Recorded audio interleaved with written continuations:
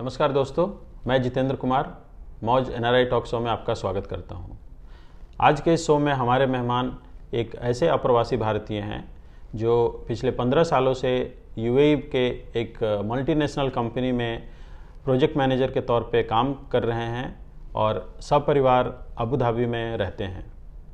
तो चलिए बिना समय गंवाए हुए मैं आपको मिलवाता हूं श्री संजय ब्रह्मभट्ट जी से और जानते हैं उनके इंडिया से यूएई तक के सफ़र के बारे में और बातें करेंगे उनसे यूएई के कल्चरल डाइवर्सिटी के बारे में। संजय जी, मौज के एनआरआई टॉक शो में आपका बहुत बहुत स्वागत है। मैं आपका बहुत ही आभारी हूं कि आपने अपना कीमती समय निकाल कर इस शो में भाग ले रहे हैं। नमस्कार जितेंद्र जी। नमस्कार। आपका खूब खूब आभार है कि हमको यहाँ पे बुलाया और हमको ये अवसर दिया कि हमारे अनुभव शेयर हो जी।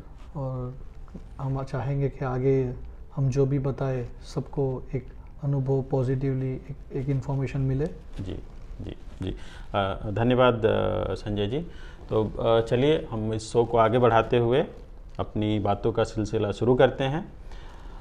तो संजय जी, क्या आप हमारे दर्शकों को सबसे पहले बताना चाहेंगे कि आप इंडिया में कहाँ के रहने वाले हैं और आपने अपनी पढ़ाई कहाँ से पूरी की है? मैं मूल भारत का हूँ, दक्षिण भारत का प्रांत गुजरात राज्य का हूँ। वहाँ पे मेरा सिटी जो वहाँ पे बड़ौदा नाम है, उसका बड़ौदा भी बोलते हैं। और हम पढ़ाई वहाँ पे हुई है, हमने टेक्निकल बीटेक किया है इलेक्ट्रिकल में और हमारा जो एजुकेशन वहीं का है। उसके बाद हम वहाँ पे ही प्रोफेशनल ओरिएंटेशन जो हमारा कैरियर बोलते हैं वहीं से हमारा शुरू हुआ। वहीं से शुरू हुआ है। हाँ। जी, आपने इंडिया में लगभग कितने साल काम किया है? तकरीबन 5 साल हमारा प्रोफेशनल कैरियर का वहाँ पे ओरिएंटेशन हुआ है। जी जी। उसके बाद आपको अबू धाबी में आने का मौका कैसे मिला? ओके, देखिए ये तो सब लोग ट्राई करते हैं, मैं ट्राई नहीं किया था, मगर एक इसके पीछे एक बहुत हास्यास्पद जैसा एक प्रसंग है। हम लोग कैसा है कि गुजराती ठहरे, हम लोग व्यवसाय है, मेरा भी खुद एक व्यवसाय था। जी। तो पिताजी चाहते थे कि मैं बिजनेस में जुड़ूं, हम चाहते थे कि कुछ किया जाए व्यवसाय में, बट साथ साथ में हुआ ऐसा कि कॉलेज पढ़ाई ख़त्म हुई और कैंपस इंटरव्यू आया। जी। तो उसमें सिलेक्शन हो गया, तो लगा कि भाई हमारे में कुछ तो काबिलियत है कि कैंपस में सिलेक्शन हुआ है। जी। तो जॉब किया जाए। जी। तो हमने जॉब सिलेक्ट की। जॉब में हमारी रुचि बढ़ी और एक चैलेंजिंग टास्क था। जी। उस टाइम पे हम प्रोजेक्ट इंजीनियर थे, तो वो सिलसिला जारी रहा और आज हम भी अभी भी जॉब ही कर रहे हैं। जी जी जी। तो आज हम अबू धाबी। संजय जी, आप लगभग 15 सालों से आप अबू धाबी में यूएई में रह रहे हैं। तो इतने सालों में आपको और आपके परिवार को यहाँ रहना कैसा लगता है? देखिए, यूएई में रहना मतलब बहुत अच्छी बात है। आपको मतलब यहाँ की जो सरकार है, यहाँ की जो राजा लोग हैं, यहाँ की जो रूल्स है रेगुलेशंस है काफ़ी अच्छे हैं और हम लोग पसंद करते हैं यहाँ रहना। जी। एक सेफ्टी है, एक हम लोग को ऐसा लगता है कि हमारा है, ये हमारा घर जैसा लगता है। कर्मभूमि तो है मगर घर है हमारा, ऐसा लगता है। जी जी जी। दर्शकों, जैसा संजय जी ने बताया, यूएई इनके लिए एक तरह से कर्म भूमि है और इसी तरह से लाखों भारतीयों के लिए भी एक कर्म भूमि है। संजय जी, यूएई के कल्चरल डाइवर्सिटी के बारे में आपका क्या विचार है? देखिए, यूएई में मेरे को हो गए हैं 15 साल और 15 साल में मेरा एक अलग ही व्यक्तिगत अनुभव है। यूएई में तकरीबन 180 से 200 विदेशी लोग यहाँ पे स्थानांतर करके अपना कर्मभूमि में जॉब करते हैं, अपना रोजी रोटी कमाते हैं, परिवार बसाते हैं। और ये एक जीता जागता उदाहरण है कि यूएई सरकार कितना, गवर्नमेंट कितनी अच्छी है जी। सबको इधर आना है, सेफ्टी सिक्योरिटी है और मेरे परिवार खुश है यहाँ पे। मेरे परिवार जैसे मैं आपको बताना चाहूँगा कि they are happy, they don't want to go. तो इट्स अ लाइव एग्जांपल। मैं मेरा खुद व्यक्तिगत बोलूँ कि अगर परिवार खुश है तो उससे ज़्यादा क्या चाहिए। जी जी जी। संजय जी, यूएई के कल्चरल डाइवर्सिटी के बारे में आपके क्या विचार हैं? जितेंद्र जी, मेरा पर्सनल अनुभव ऐसा है कि इसमें मैंने जो पढ़ा है तकरीबन 20 से 22% यहाँ के लोकल्स अरबी है, यानी जो अरबिक्स लोग होते हैं जो वो लोग हैं। और बाकी के जो 70% अराउंड जो भी है वो south east Asia, Asia Pacific के लोग होते हैं मेजॉरिटी, और थोड़े बहुत यूरोपियंस होते हैं, कनाडा के होते हैं, यूएस के होते हैं, ऐसा है। तो ये जो है ना, मैं इसको दो पार्ट में डिस्ट्रीब्यूट करना चाहूँगा। एक पार्ट ये है कि जोग्राफिकली जो हम जैसा आपने बताया, जैसे हम लोग डिस्कस किया, जो मैंने बताया, तो उस टाइप से है जी। और दूसरा पार्ट कल्चरली है, यानी अगर आप देखोगे तो यूएई इतना छोटा है मगर 180 से 200 देश के लोग यहाँ पर रहते हैं जी। तो कल्चरल में मुस्लिम्स है, हिंदूज है, क्रिश्चियंस है जी। और ज्यूज भी है, तो काफ़ी सारे लोग यहाँ पे रहते हैं, अलग अलग कल्चर्स के लोग, तो it's a diversity which is here. जी संजय जी, जैसा आपने बताया यूएई में लाइक यूनिटी इन डाइवर्सिटी जो हम लोग सुनते हैं, उस चीज़ों को हम लोग यहाँ महसूस करते हैं। सही है, बिल्कुल सही बात बोले, हमने ये महसूस भी किए और हमारे पास तो जीता जागता बहुत सारा अनुभव भी है। संजय जी, जैसा कि आपने बताया कि यूएई में हर मजहब के लोग यहाँ रहते हैं, तो उनके लिए अपना कल्चर को मेंटेन करना एक बहुत ही ज़रूरी है। तो यूएई गवर्नमेंट ने ऐसी क्या क्या सुविधाएं यहाँ पर वर्शिप के लिए प्रदान की हैं कॉमन लोगों के लिए? जितेंद्र जी, मेरी जानकारी के हिसाब से जैसे यहाँ पे हम लोग ने कल्चरली अलग अलग लोग रहते हैं और मेजॉरिटी यहाँ पे मुस्लिम पॉपुलेशन है, तो यहाँ पे मुस्लिम के लिए मॉस्क है, जो सबसे बड़ा मॉस्क यहाँ पे शेख ज़ायद मॉस्क है, जो it's state of art mosque बोलते हैं यहाँ पे, सबसे बड़ा मॉस्क इन यूएई है। तो उनके लिए वर्शिप के लिए मॉस्क है, क्रिश्चियंस के लिए यहाँ पे चर्च है और हिंदूज़ के लिए यहाँ पे मंदिर है। तो उस हिसाब से सब अपने अपने धर्म के हिसाब से अपने अपने जगह पे जाके अपनी प्रार्थना पूजा या प्रेयर मॉस्क में करते हैं या चर्च में प्रेयर करते हैं, ऐसा है। यहाँ पर सिखों के लिए भी कुछ हाँ है? यहाँ पे दुबई में बड़ा सा एक गुरुद्वारा है जी, तो गुरुद्वारा भी है, मंदिर भी है, दुबई में भी मंदिर है, अबू धाबी में भी मंदिर है, चर्च हर जगह है, दुबई में, अबू धाबी में, जी ऐसा जी जी। और इसके अलावा भी कुछ दुबई या यूएई गवर्नमेंट कुछ और भी ऐसा काम कर रही है जिससे बाकी के धर्म के भी लोगों के लिए सुविधाएं यहाँ पर उपलब्ध हो?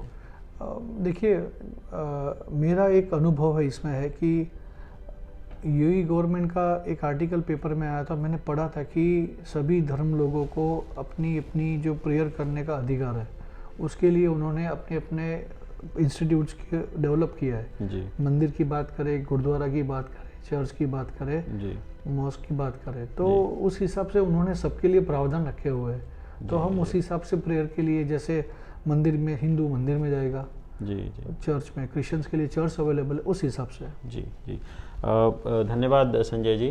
तो जी दर्शकों, जैसा संजय जी ने बताया, यूएई में एक मल्टी कल्चरल इन्वायरमेंट है और इसमें हर तरह के, हर रिलीजन के लोगों को वर्शिप्स के लिए सुविधाएं हैं, वो चाहे दुबई हो, अबू धाबी हो या फिर अलग दूसरे एमिरेट्स हो, वहाँ पर हर तरह की वर्शिप्स की सुविधाएं हैं। संजय जी, जहाँ तक मेरी जानकारी है, यूएई में बहुत सारी ऐसी संस्थाएं हैं जो अलग अलग कल्चर्स को रिप्रेजेंट करती हैं और यूएई के जो एक्सपैट्स पॉपुलेशन है मेनली उनसे जुड़े हुए हैं। तो क्या आप भी यूएई में किसी संस्थान से जुड़े हुए हैं? जितेंद्र जी, मैं स्वामीनारायण धर्म का पालन करता हूँ, तो BAPS यानी बोचासन वासी अक्षर पुरुषोत्तम संस्था से मैं जुड़ा हुआ हूँ जी। तो मैं वहाँ पे एक भक्त के तौर पे, एक वॉलंटियर के तौर पे भी मैं एक जुड़ा हुआ हूँ, दोनों तरीके से। जी जी जी। तो आप स्वामीनारायण संस्थान से जुड़े हुए हैं और आपका कंट्रीब्यूशन क्या होता है नॉर्मली इस संस्थान में? देखिए, ये BAPS संस्था यहाँ पे हिंदू मंदिर अबू धाबी में बन रहा है जी। तो वो मंदिर जो बन रहा है, तो वहाँ पे मैं एज अ कार्यकर सेवा करता हूँ जी। तो मैं आउटरीच डिपार्टमेंट या PR डिपार्टमेंट में मैं सेवा करता हूँ और हमारी जो भक्ति है वो यथावत चालू रहती है जी। साथ साथ में हम ऐसी सेवा करते हैं जी जी जी जी। बहुत बहुत अच्छा संजय जी। संजय जी, जैसा कि आपने बताया, अबू धाबी में BAPS का जो हिंदू मंदिर है, उसके बारे में क्या आप हमारे दर्शकों को कुछ बताएंगे कि वहाँ पर क्या क्या फैसिलिटीज़ हैं और क्या क्या फैसिलिटीज़ फ्यूचर में अवेलेबल होने वाली हैं?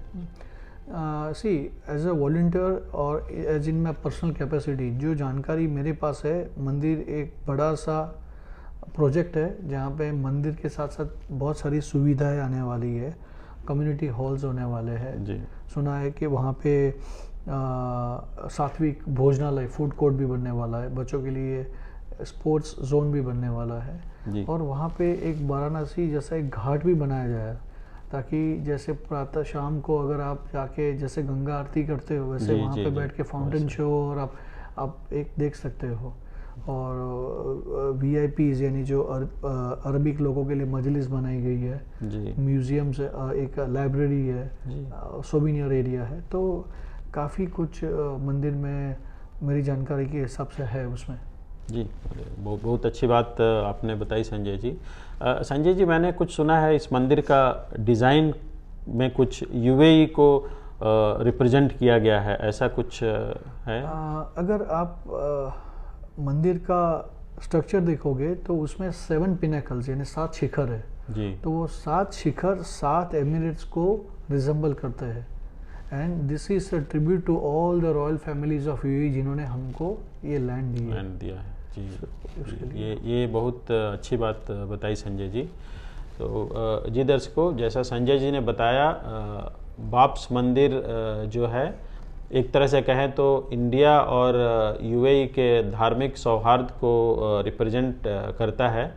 और उस मंदिर के जो 7 गुंबद हैं वो UAE के 7 एमिरेट्स को रिप्रेजेंट करते हैं, जो कि ये एक बहुत ही अच्छी बात है और ये इंडिया और UAE के रिलेशनशिप को दर्शाता है। संजय जी, तो जैसा आपने बताया कि आप श्री स्वामीनारायण संस्थान से जुड़े हुए हैं और आप BAPS मंदिर के एक बहुत ही एक्टिव कार्यकर्ता भी हैं, तो अगर मैं या फिर हमारे दर्शक इस मंदिर से जुड़ना चाहते हैं तो उनके लिए क्या ऑप्शंस अवेलेबल हैं, कुछ बता सकते हैं? देखिए, फ़िलहाल तो मंदिर में सेवा एक्टिविटी पर्सपेक्टिव अगर यदि कोई जुड़ना चाहेगा जी, तो मंदिर में जाके वहाँ पे एक रजिस्ट्रेशन डेस्क है या कोई भी कार्यकर से मिल ले, वो उनको वहाँ पे रूट करके उनका डिटेल ले लेंगे जी। और जब भी कुछ मदद ज़रूरत पड़ेगी कोई प्रक्रिया में, सेवा में, तब उनको बुलाते हैं जी। उस हिसाब से प्रोसीजर है ये। जी। ये क्योंकि हम लोग ने, मैं ये जो बता रहा हूँ ये प्रोसीजर नॉर्मल ऐसा ही होता है, क्योंकि हमारी जानकारी के हिसाब से भी हम लोग ने जब शुरू में रजिस्टर किया था तो यही प्रोसीजर से फॉलो हुआ था। जी जी। संजय जी, इस BAPS मंदिर के बारे में जानकारियाँ, अधिक जानकारियाँ अगर हमारे दर्शक चाहें तो उन्हें कहाँ से प्राप्त हो सकती हैं? मंदिर की एक वेबसाइट है mandir.ae, www.mandir.ae। जी। तो यदि आप वेबसाइट पे जाएंगे तो मंदिर के सारे अपडेट्स और लेटेस्ट जो भी अपडेट्स आते हैं वो वहाँ पे आ जाते हैं जी। तो वो भी है। और यदि किसी को इच्छा हो मंदिर में आने की जी। तो हर रविवार आ सकते हैं जी। मंदिर में। अभी रिसेंटली एक ब्रिक लेइंग सेरेमनी चल रहा है जी। तो यदि किसी कोई इच्छा हो तो वहाँ आके वो सेरेमनी में भाग ले सकता है। जी जी। धन्यवाद संजय जी, ये बहुत ही उत्तम जानकारी आपने दी है। सो जी दर्शकों, अगर आप भी मंदिर से जुड़ना चाहते हैं तो जैसा संजय जी ने बताया, आप मंदिर के वेबसाइट पे जा कर के आप अपने आप को रजिस्टर कर सकते हैं और उसके बाद जैसा आपको उचित लगे उसके हिसाब से आप मंदिर से जुड़ सकते हैं। और इसके अलावा भी अगर आप चाहें मंदिर से जुड़ना चाहते हैं तो मैं इस वीडियो के डिस्क्रिप्शन में संजय जी का डिटेल्स भी प्रोवाइड करूंगा, तो आप उनसे चाहें तो उनसे डायरेक्ट कांटेक्ट कर सकते हैं और अपनी स्वेच्छा से जिस तरह से भी आप संस्थान से जुड़ना चाहते हैं जुड़ सकते हैं। संजय जी, BAPS मंदिर का निर्माण चूँकि अभी चल रहा है जैसा आपने कि बताया, और आगे भी भविष्य में इस मंदिर से बहुत सारी संभावनाएं जुड़ी हुई हैं जो हिंदू कम्युनिटी हैं उनके लिए। बट क्या कुछ ऐसा आप बताना चाहेंगे कि BAPS मंदिर में कुछ चैरिटी और डोनेशन के क्या क्या साधन हैं? अगर मैं या हमारे कोई दर्शक चैरिटी या कुछ डोनेशन करना चाहते हैं तो उनके क्या तरीके हैं? जैसे मैंने आपको बताया कि मंदिर की वेबसाइट है mandir.ai, तो जिनको भी सेवा करनी हो वेबसाइट के थ्रू डोनेशन या सेवा करवा सकते हैं जी। और ये माध्यम सबसे सरल और इजी है। यदि किन्हीं को ऑनलाइन में प्रश्न है तो मंदिर की साइट पे आके भी सेवा कर सकते हैं। जी जी। तो यही माध्यम है। जी धन्यवाद संजय जी।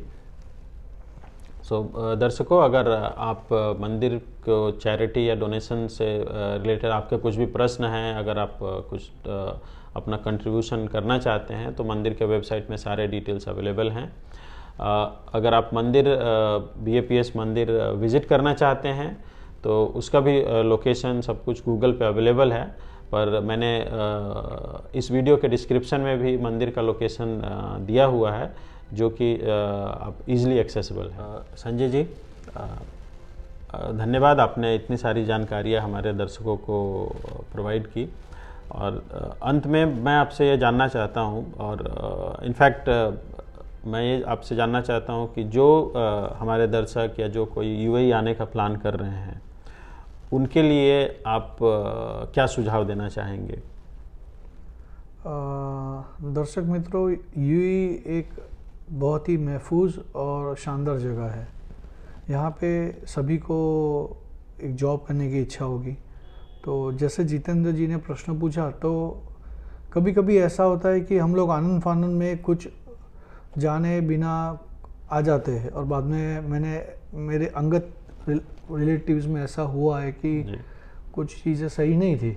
तो मैं वो चीज़ पे आपको पॉइंट करना चाहूँगा कि यदि आपको यहाँ पे आना है और यदि आपको कोई ऑफ़र मिला है तो उसकी जांच कीजिए, वेरीफाई कीजिए, कंपनी वेरीफाई कीजिए। इंडिया में गवर्नमेंट की वेबसाइट है जहाँ पे आप genuineness of the offer letter you can verify, और उसके बाद आप आओ तो एक सेफ पैसेज होगा और आपको प्रश्न कम होगा, तकलीफ़ कम होगी। जी जी, धन्यवाद संजय जी। ये आपने बहुत ही अच्छी बात बताई है कि जो भी दर्शक UAE आना चाहते हैं या फिर उनको कुछ ऐसा जॉब अपॉर्चुनिटी मिल रहा है तो आप उनकी पूरी जांच पड़ताल कर लें। और यहाँ पर आप इंडियन एम्बेसी से भी संपर्क कर सकते हैं। आपको अगर कुछ ऑफ़र लेटर आया है तो उनके थ्रू आप वेरीफाई कर सकते हैं आने के पहले।